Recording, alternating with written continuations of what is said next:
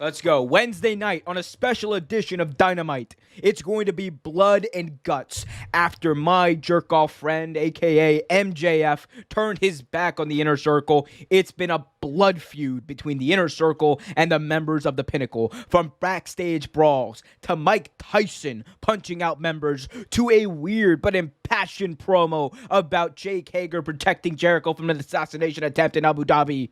It all comes to a head on Wednesday night Dynamite. Blood and guts, the Inner Circle versus the Pinnacle in a cage, and the only way to win is by making the opponent, one of the opponents, submit. This is the match we've been waiting for, Trevor. We talked about this before. This was a big match between the Elite and the Inner Circle we were looking forward to last year. It didn't happen. We're getting it this year under original War Games rules. What do we expect from this? Because the way they played it up is going to be mayhem. It's going to be bloody. It's going to be insane. What do we expect? Well, first off, let's talk about some of these promos. Some of them were amazing. Some of them, like you said, were kind of weird, but some of them were absolutely amazing. I love the whole my jerk off friend. I love that shit. That is complete Jericho. I don't think anyone else can even play it off the way Jericho does it. It's just been a war of words with these two, and honestly, I hate to see it end. It's good, you know what I mean? It keeps you into the whole feud, because without it, you're like, this makes no sense. Shit, they even had Warlow talking. Like, yeah. Warlow doesn't talk; he just grunts most times, and we all know what Jack Hager sounds like on the mic. He sounds like Mike Tyson with a better less. The all-American American. Like, it's terrible, but like, I mean, everyone has been talking. Yeah, it was a tragedy. Everyone's been talking. Everyone's been like, Guevara, please give him the mic more often. Like, it's been interesting. But this match, I hope, lives up to the war of words that we've had. It should be bloody. It should be out of your mind, like high risk, because you have, you know, the Latin god, the Spanish god, who jumps off every fucking thing. I mean, this should be a good one. You have the chairman. I can't wait to see what Sean Spears does. Oh yeah, it is gonna be a damn good match. I agree. I think.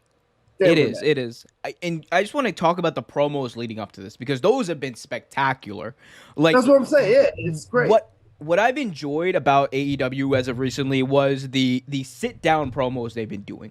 Like, they had an amazing sit down promo with MJF and the Pinnacle, where it was like old school style wrestling, which I enjoy. I enjoy those sit down promos because it's a lot more real. It looks a lot better than, like, you know, everyone unnaturally coming down to a ring and cutting a promo. Like, no, in sports, what do? They do interviews like that. Like, it gives it more of a sports type feel. It gives it more of a serious feel.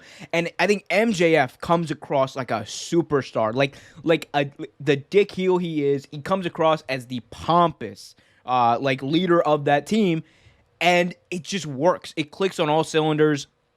Jericho, like you said, he's been money. Like Chris Jericho, like when the book is written about AEW and their ascent into mainstream professional wrestling, Jericho's gonna have like at least like half that book. Like, he's gonna be mentioned in half that book. Like, it's gonna be he's helped put this company on the map more than anything, and he's stable, and he's like been the best promos, he's been the best segments, and I think everyone wins by this. And, you know, we'll get to our predictions in a second, but I just wanted to highlight, man, these sit down promos have been amazing. Like, you can literally see it was amazing. Oh, the parlay was great. The parlay was great. Yeah, and like, I love how they were playing off each other. I think it was very smart to give each member, I think, of the teams an opportunity to speak. Because when was the last time we heard Dax Hardwood speak? When was the last time we heard Sean Spears speak? But they all got a chance to speak, and they all it was serious. It wasn't like they weren't playing games. They weren't like, you know, I'm going to roast you. It was serious. Like, it doesn't matter. Nothing else matters. At Blood and Guts, it's going to be us versus you, and we are going to murder you, essentially, is what they were saying. That's pretty much what they said. Yeah, and I cannot wait to see it. But given that, The promos have been great. We've said that, but the match. What do we expect from the actual match itself, and who do you think should win and who's going to win? So so in my opinion, who should win is kind of up in the air, and I'll explain to you why. So you have a situation. You have two teams, right? You have two teams right now. One has been in AEW the whole time. AEW has been around. They've just turned into this face team, which is interesting because they're actually kind of working it better than I thought they would. Then you have this new team who pretty much all the members have been winners. One has had the tag team championships. Sean Spears has never really been used. Like you've seen him on like dark matches and things like that, but he's never really done it. And so you have a chance to take some of these wrestlers that haven't really done much and lift them up.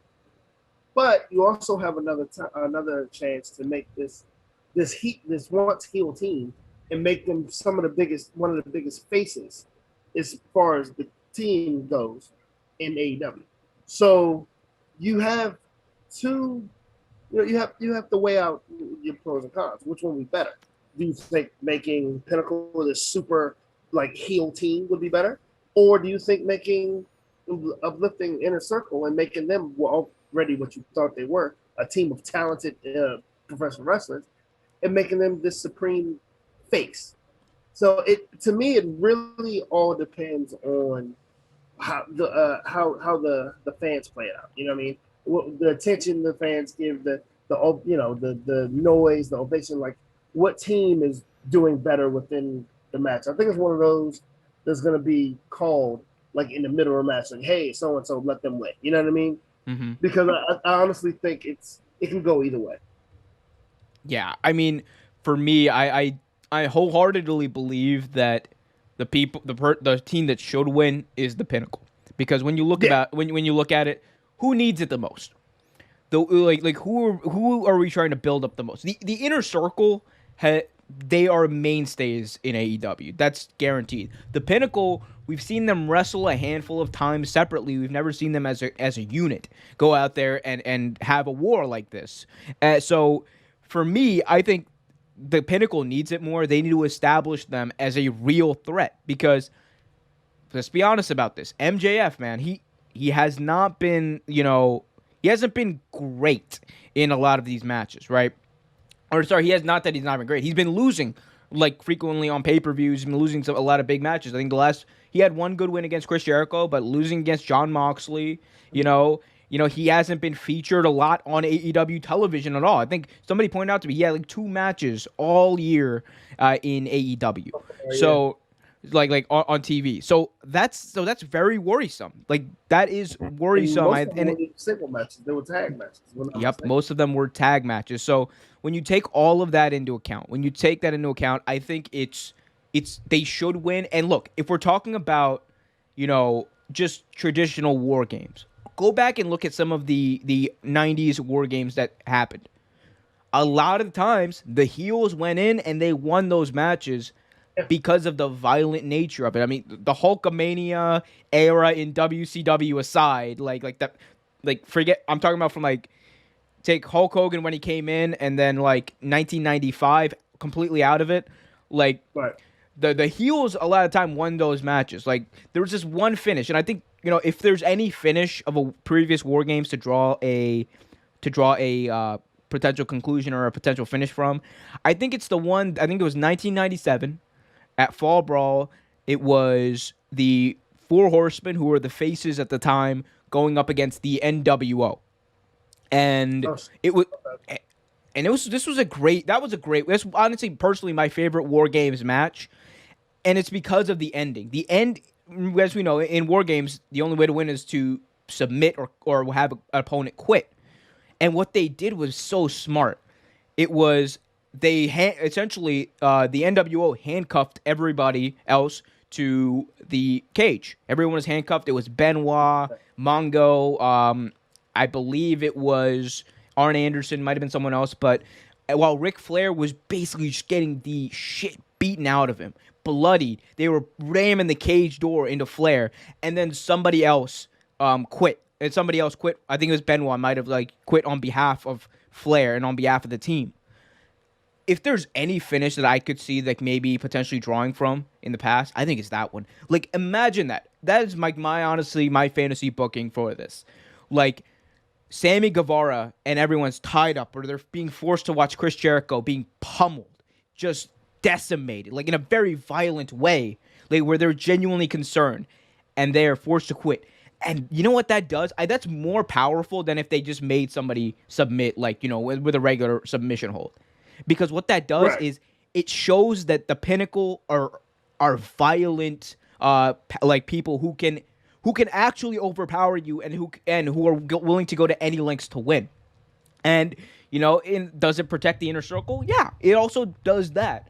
And maybe you could elongate the feud a little bit too. Like, and that's just me, but like I would love to see something along the lines of that finish, because that was such a great finish. People don't realize like how much that meant at the time, and I think that could something along those lines would be very beneficial for the Pinnacle. It would make them such a threat, because people would be like, "Oh my God, they are monsters," and they're smart too, because it's not like that. That's not cheating. That's literally you overpowering your opponents and like making him submit and saying that you're willing to literally bash his brains in order to win. Like in storyline wise, I think that would be a very, very good move, and I hope they go somewhere in that direction. It doesn't have to be exactly like it, like right, but I think it's going to be great though. But like I said, it also protects the inner circle, and it protects the inner circle because, like, it's pretty much saying, look, you guys are badasses, but we're proving that we're badasses. The only way we could physically stop you was to chain you up and let you watch this merciless ass whooping that we're putting on your leader and make you have to quit. Like that, I mean, it makes them vicious, but it also makes the inner circle look like, okay, so we're strong. Thanks for watching this video from Real Take Sports Talk. Remember to like, share, subscribe, hit that notification bell so you get notified whenever a new video is released. Also remember to check out our live show every single Thursday at 8 p.m. right here on the YouTube channel. And remember, keep it real.